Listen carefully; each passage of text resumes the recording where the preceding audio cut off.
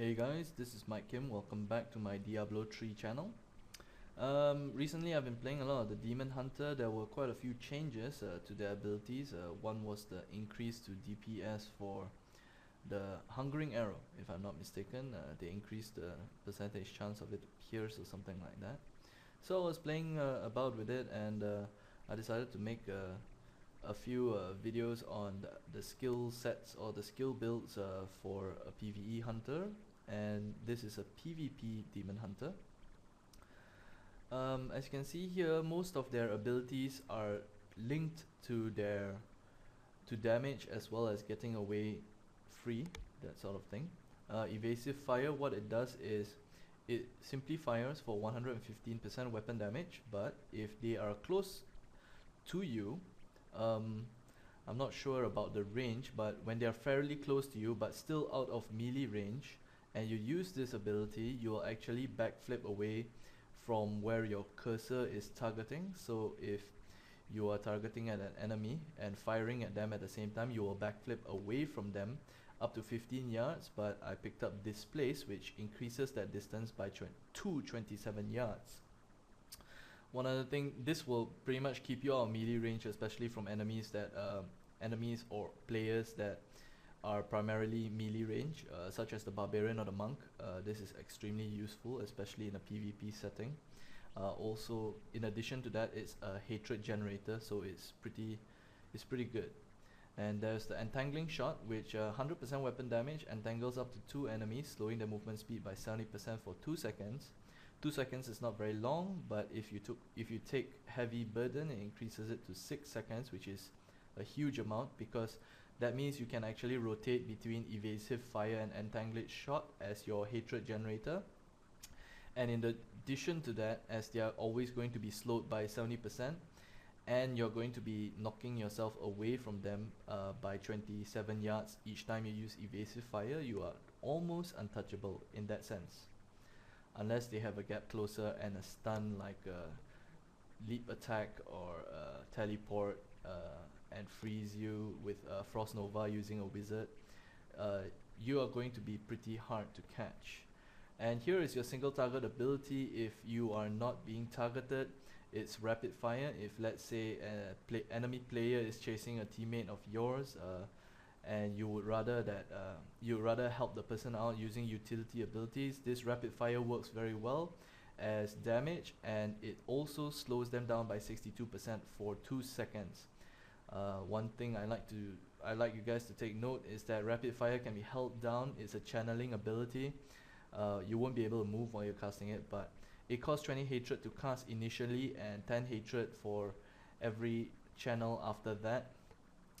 This is good because you can continuously damage a person, and especially if they are not attacking you. But if they are attacking you, you would probably prefer to use evasive fire or entangling shot to get out of the danger zone. And here you have Vault, tumble acrobatically 35 yards. I picked up the stun here. Enemies within 8 yards of where you land will be knocked back and stunned for 3 seconds. This is really a lifesaver. It provides you mobility and it gives you the utility of an additional stun that you can control.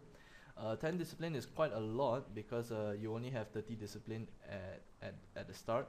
So this is like 33% of your total resource for discipline. Mark for Death costs 6 discipline to cast. Marks an enemy. Mark the enemy will take 20% additional damage for the next 30 seconds. In addition to that, I picked up the Golden Runestone here.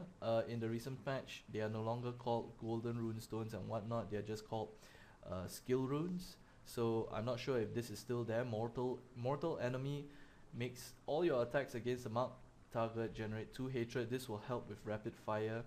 If you mark a target, you'll deal 20% additional damage and you'll be able to channel rapid fire for longer. And I picked up Preparation here, which instantly restores all discipline, which allows you to vault once again.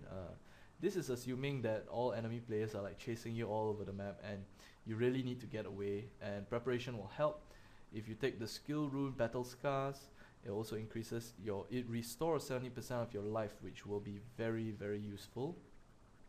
Thrill of the Hunt, every 10 seconds your next bow attack. What happens here, I've actually used this ability It unlocks at level 10 and beta is up to level 13.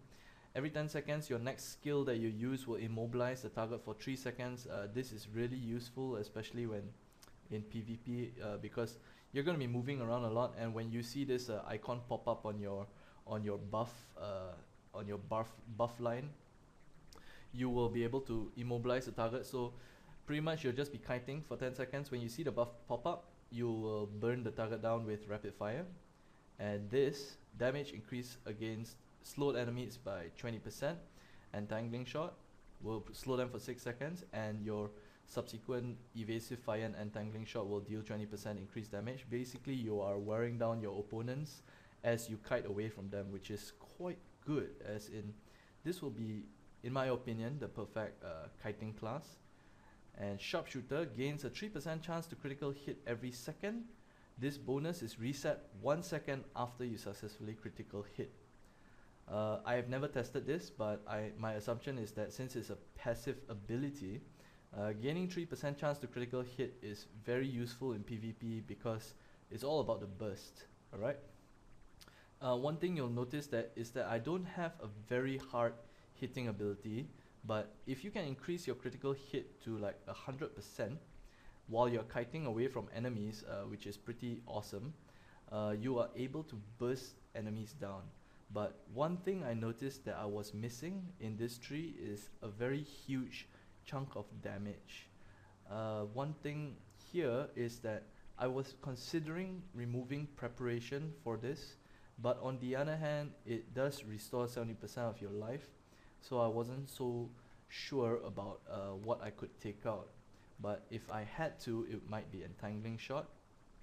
The reason for this is I needed a very huge burst of damage in case sharpshooter did prove to be useful, because if it says gain 3% chance to critical hit every second, if I stay still for 10 seconds, I have 30% chance to crit increase as it is from a passive, which is pretty good for what it is. So if I could pick up something like Fan of Knives, it says here it does 450% weapon damage 10 yards away from me. If I could pick up this and choose Hail of Knives as my burst ability, this would be a huge amount of damage. But the thing is, to do that, I'll be giving up a lot of utility from slowing down opponents, so it will really depend on what I have on my team. What you'll need to really pay attention to is that your role in a PvP setting is either utility or to kill enemies really quick. So you must be able to set yourself up for this, because I can see a PvP fight going on where I mark a person. If I'm targeted by the enemy players, if they call my name out for the kill, I would either evasive fire to get away from them or vault. If I'm not the person they're targeting, I would probably cast rapid fire, or I will be kiting around like mad, pretty much, or picking targets depending on how the situation goes through. So anyway, this is my PvP build for the Demon Hunter, and it's very flexible, as in you can swap in and out between utility. I don't think you'll want to do it during battle, but for those really skilled players, they might be able to. But this is my PvP build, and you can see it can be swapped in and out as you see fit. And thanks for watching. This is Mike Kim. See you soon.